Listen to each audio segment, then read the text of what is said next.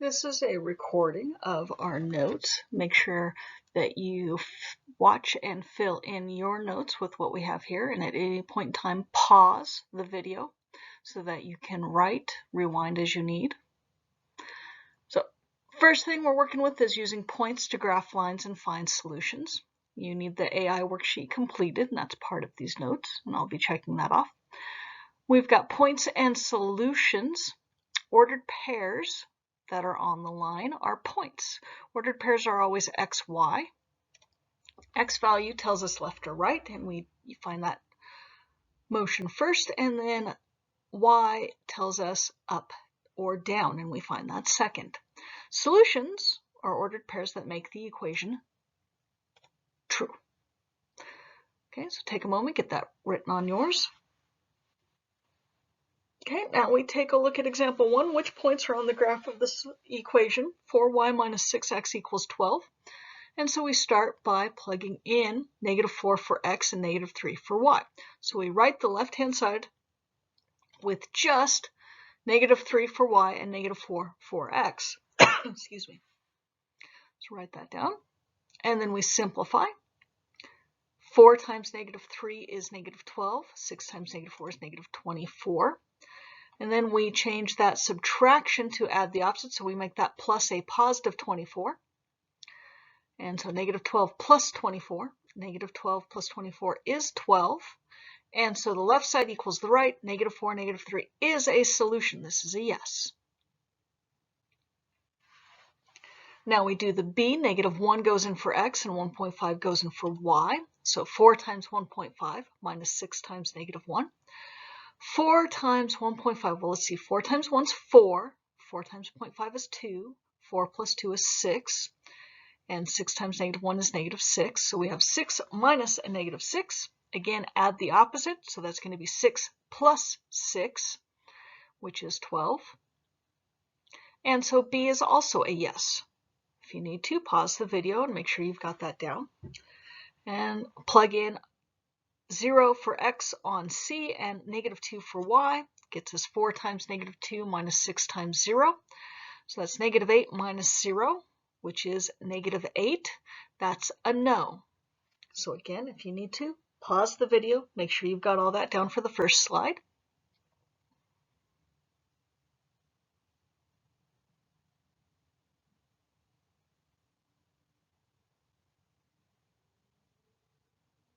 At 3 minutes, we'll go on to the next.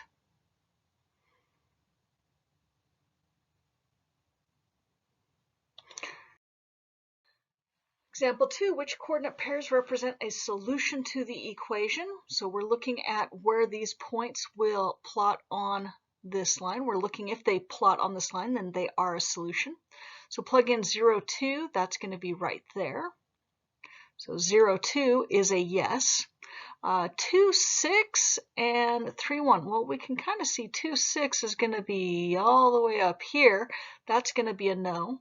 And 3, 1 is going to be here. That's going to be a yes. So no and yes, and let's go ahead and plot them on. So 2, 6 is up there. 3, 1 is there.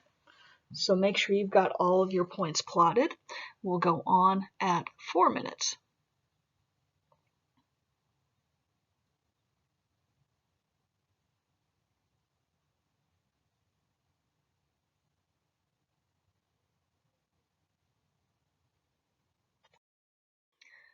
So we can graph lines from a table or using slope and y-intercepts. From a table, we pick multiple x values. We plug that x value in, one x value in, and simplify to find y. We repeat that for all the x values. We plot the points and draw the line. Using slope and y-intercept, we identify the y-intercept. We identify the slope. We plot the y-intercept, and then we use the slope directions to get more points on the line. And then we graph the line. Again, remember, slope-intercept form is y equals mx plus b. Slope is the number in front of the x, and y-intercept is the number without an x. We'll go on at 450.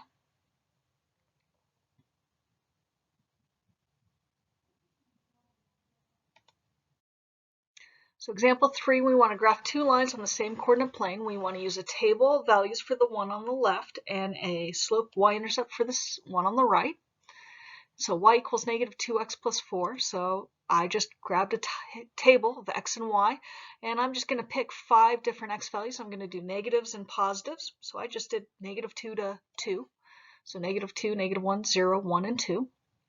And then all we do is we plug in that first x value, negative 2, in for x. So negative 2 times negative 2 is 4. 4 plus 4 is 8. And so this point here is going to be negative 2, 8. And then we plug in negative 1, and I didn't show that, but negative 2 times negative 1 is positive 2, plus 4 is 6. Plugging in 0, this goes away, and we just have plus 4. So if you notice, it goes 8, 6, 4. The next is going to be 2 and then 0. And we plot those points and draw our line through it. Now I couldn't plot all those points on this graph. I could only start at the 0, 4, the 1, 2, and the 2, 0. So that's all I showed on here. So take a moment, make sure you've got that. And we will go on at 6:30 to use slope and y-intercept with the second equation.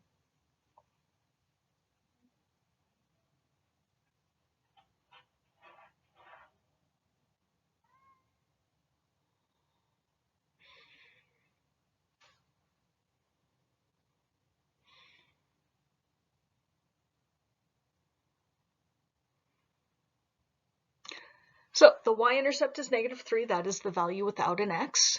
That would be the ordered pair 0, negative 3. And we would plot that point. 0, negative 3 is going to be right about there on the y-axis. And then the slope is 1/3. That is the number over in front of the x, 1 over 3. So that's a rise of 1 and a run of 3. So we can go up 1 and right 3. Up 1 and right 3 from the y-intercept we plotted would be right there. Can also follow the slope backwards, which would be negative 3, negative 1, negative 3. So that would be down 1 and left 3, which would get us right here.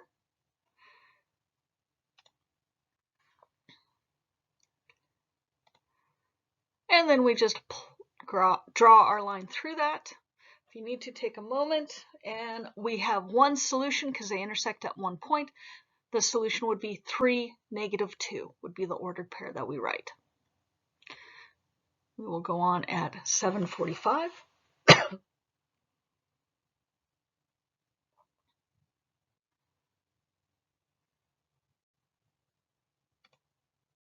Example 4, Priya starts with $50 in her bank account. She then deposits $20 for each week for 12 weeks. We have a 3-part to this example. We want to write an equation that represents the relationship between the dollar amount in her bank account and the number of weeks of savings. We'll start there. So let D equal the dollar amount. Let W equal weeks. And D, the total dollar amount that she's got in her account, is going to be equal to 20W plus 50. We started with 50. We add $20 every week. Reminder, the D is our Y, W is our X. So we can use different variables to represent X and Y.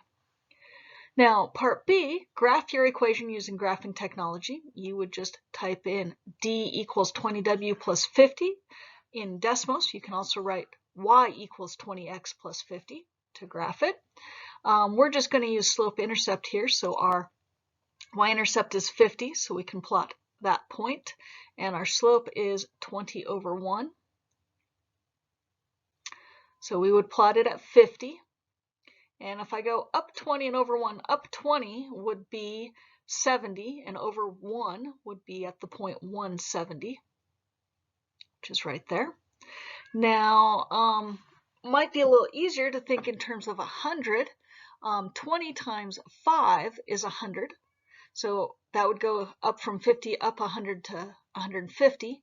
That means we would have gone right 5. That would put us at 5 and 150. We can also go 10. 10 times 20 is 200. Plus 50 is 250. And that would be over at 10. And so draw our line. And then we want to do for 3 weeks. Well, for 3 weeks, we would plug in 3 for our W. 20 times 3 is 60. 60 plus 50 is 110. And so that would be at the point 3, 110, which would be right there on our graph. Now part C, how many weeks does it take her to have 250 in her bank account? Mark this point on the graph. Well, we already have that, but we can solve for it without looking at the graph. We would plug in 250 for our dollar amount and solve for W. So subtract 50 from both sides. That gets us 200 equals 20W. Divide both sides by 20. That gets us W equals 10. And we can also see that on our graph up here, because we had that from our slope at 10, 250.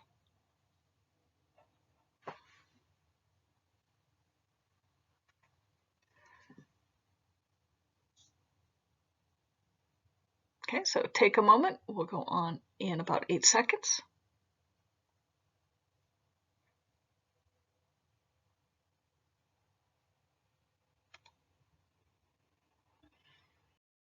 Example 5, we want to select all the equations that are equivalent to the equation 3x minus 4 equals 5. Start with 3x minus 4 equals 5. To solve it, we would add 4 to both sides. That looks exactly like B, just B is all in one line, whereas we have it in 2 lines. So B is an answer. Simplify that, that gets us 3x equals 9, which that matches A. Finish solving, divide by 3 on both sides, and we get x equals 3. That doesn't match any of them, so it's just A and B that matches. We'll wait about 12 seconds.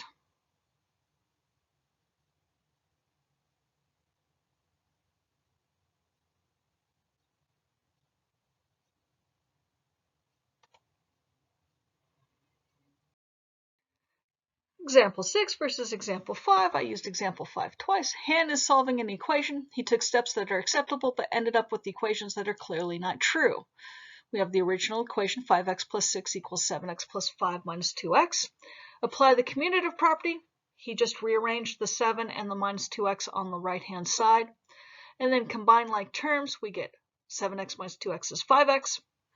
And then the last step he did, he subtracted 5x from each side, and we got 6 equals 5. Well, what can we say about that?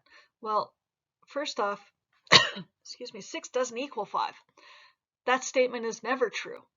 That means no matter what x value we plug in, we will not get a true statement. That means A is our answer. Now let's kind of talk about those different types of solutions we can have. No solution. When you simplify, as I've got going on here, you end up, the x's go away and you end up with a not true statement. 6 does not equal 5. For infinite solutions, no matter what number you plug in, everything will work. Again, when you simplify and get rid of the x's, they all cancel and you end up with an always true statement. 6 always equals 6. In one solution, the x's don't go away. When you solve, we subtract 3x from both sides. We get 2x plus 6 equals 5. Subtract off 6. 2x equals negative 1. Divide by 2. We get x equals negative 1/2. That means it's only true when x equals negative 1/2. There's only one number that works.